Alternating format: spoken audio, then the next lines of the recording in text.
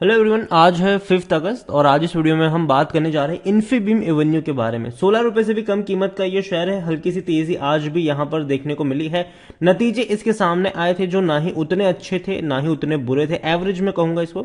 और वीडियो में हम उस रिजल्ट्स के बारे में भी बातचीत करेंगे, लेकिन उससे पहले अगर आपने अभी तक चैनल को सब्सक्राइब नहीं किया है तो प्लीज अभी इसे सब्सक्राइब कर लीजिए, क्योंकि आगे भी बहुत सारे वीडियोस हैं जो आपको काफी ज्यादा हेल्प करेंगे। तो जो शेयर अभी ट्रेड कर रहा है वो 15 रुपए 75 पैसे के आसपास ट्रेड कर रहा है और पिछले एक महीने में 20% की बड़ी रफ्तार पकड़ी है इसने। अब देखिए 13 रुपए के ऊपर था, तेजी बनी थी, टूटकर वापस 13 पर आ गया, उसके बाद बहुत बड़ी रफ्तार पकड़ी। अगर टूट भी गया था बीच में तो भी बाउंस बैक किया था, फिर अभी टूट रहा है ये।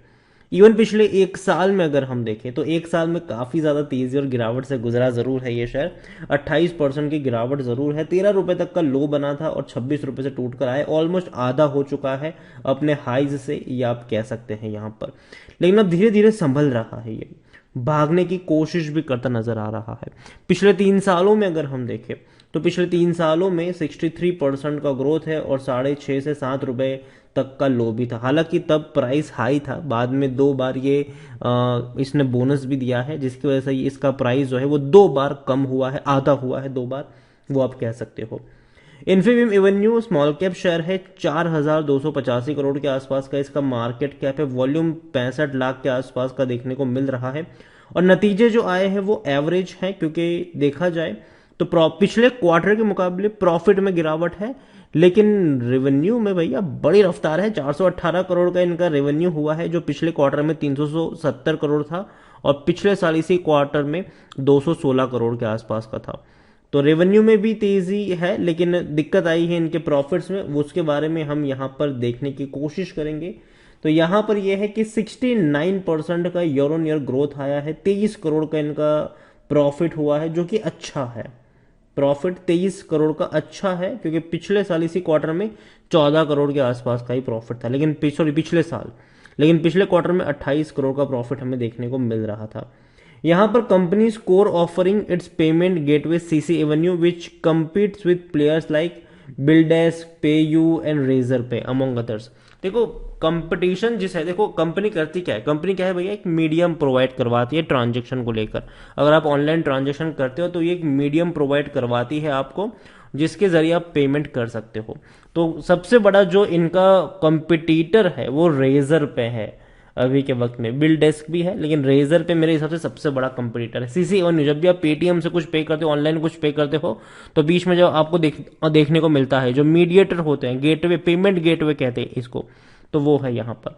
The growth in transaction was driven by rise in digital payment transaction across industries like travel and tourism, aviation, hotel booking. देखिए अभी क्या हो चुका है, पहले क्या था कि भैया कैश चलता था, अभी क्या हो चुका है कि कैश नहीं चलता है, अभी ज्यादातर लोग ऑनलाइन पेमेंट करते हैं।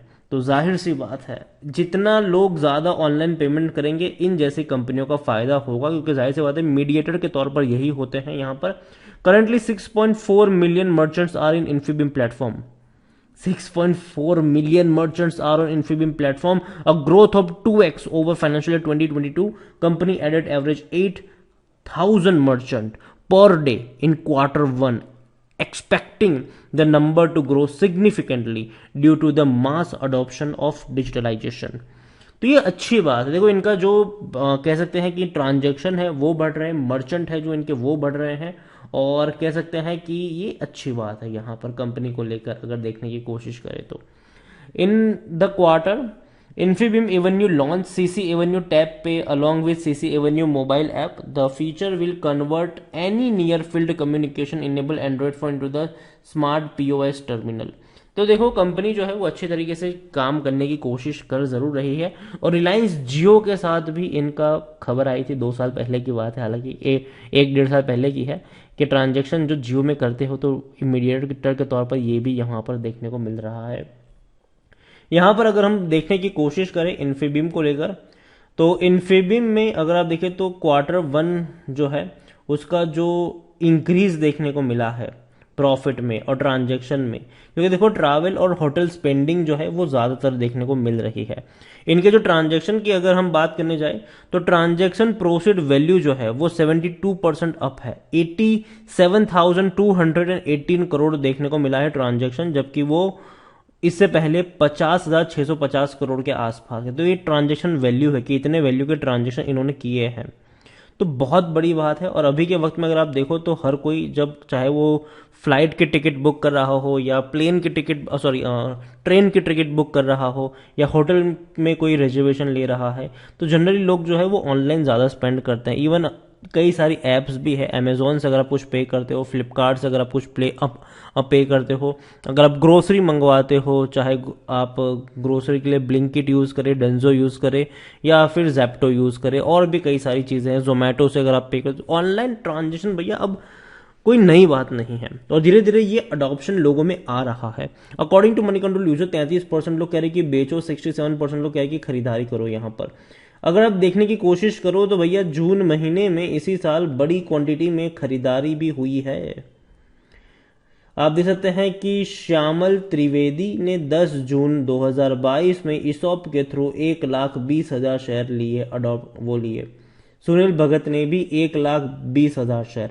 इन्फीबीम एम्प्लॉय वेलफेयर ट्रस्ट की तरफ से भी खरीदारी हुई, मार्केट से परचेज किया इन लोगों ने 2,40,000 के आसपास।